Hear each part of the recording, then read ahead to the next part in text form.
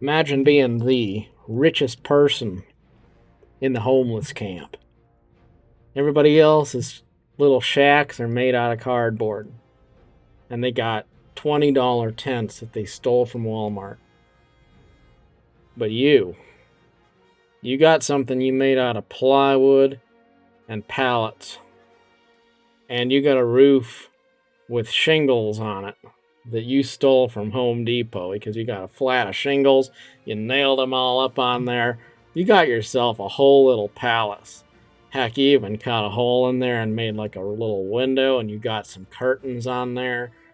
And it's almost like a real house that you made. I'm not trying to make fun of homeless people, but imagine how stupid that would be. For you to be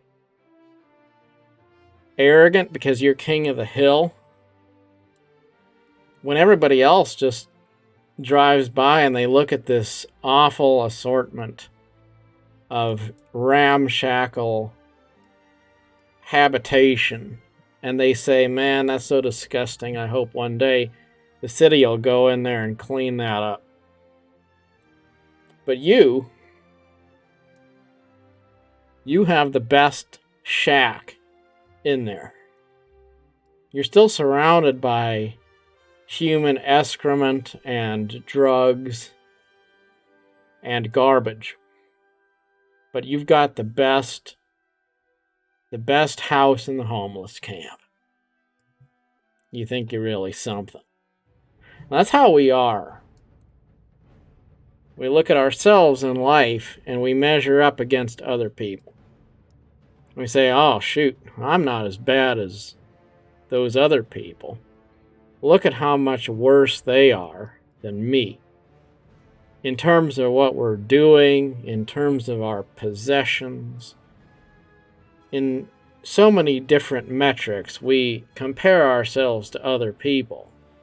And as long as we can find someone else that we can judge more harshly than ourselves, we feel okay about ourselves.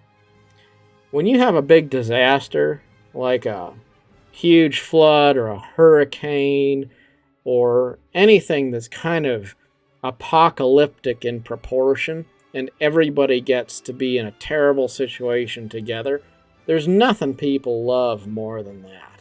Because if you can stop being accountable for your actions and you can be a victim with everybody else who's also in the same boat, then you don't have to take responsibility anymore. You don't have to say, oh, I'm here because I made some bad choices. You just say, oh, we're all in this together. We're all victims together. Isn't it wonderful? And that's a terrible way to look at life because you don't celebrate people's success. You celebrate their downfall.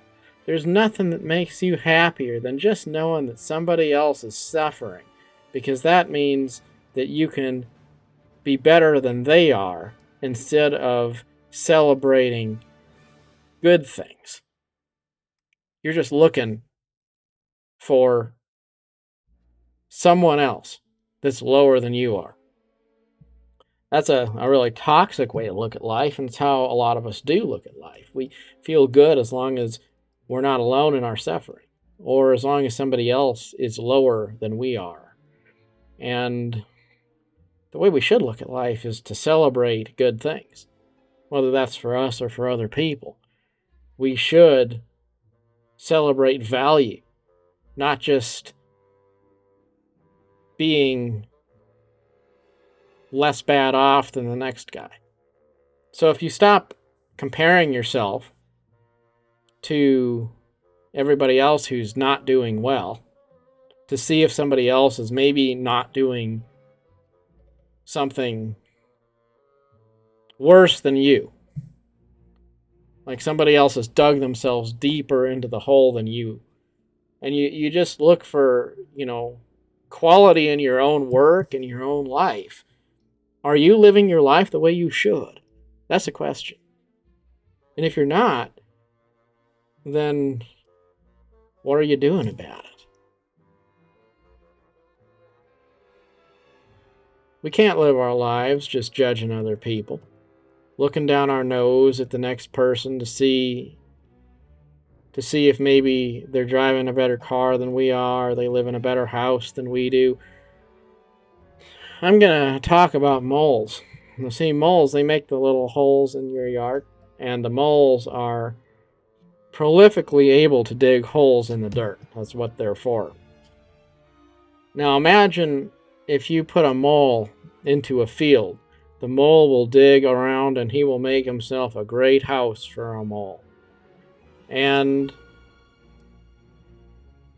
all the lifetime of a mole is not enough for him to even make a simple house suitable for a man to live in.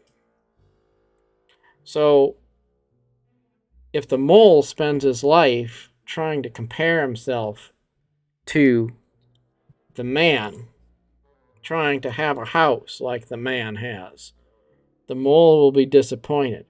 But the truth is, if the mole had that house that you or I would live in, the mole wouldn't be happy there, because the mole is not supposed to have a house.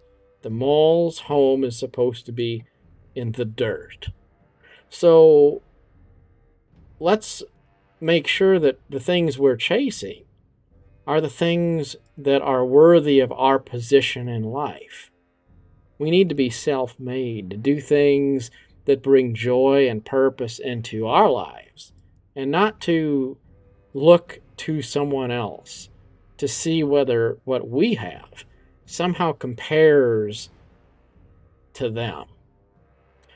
And by the same measure, when we focus on just getting what we need out of life, usually there's enough to go around. It's when we start comparing ourselves to other people, when we start seeking what they have instead of what we need, that's when we wind up in a bad situation where we're always chasing something, but we're never actually achieving true value.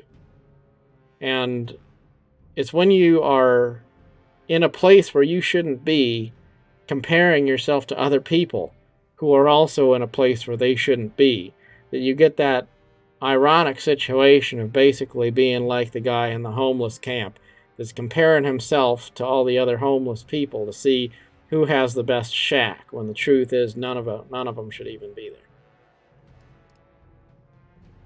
But work on yourself first, above all. Don't compare yourself to others. Find your own sense of value. And make sure that you're not spending your whole life being obsessed with something that's actually totally stupid. There's a lot of things in life that are stupid and meaningless when you get to the end and you realize that you're done. When the end credits are rolling, when your life is over, most of those things that you were chasing with this sense of overwhelming belief that they were adding value and purpose to your life, most of those things don't really matter. It just winds up being a total non-importance. And as much as you wish that you could have something that you don't have, or achieve something that you have not achieved or attained, as much as you want to compare yourself to other people, the truth is you don't need to. Because when life's over, we're all going to be dust anyway. The things that matter are the things that are more spiritual and less physical. Being able to look up at the sky and see the stars. Being able to know that you're living an honest life free from the leverages of other people's expectations and control. Those are the things that matter. So imagine that your life is over and live your life as if that's how it was. As if you're going to end your life today, then what things would you do? What things would matter? Focus on those. Thank you.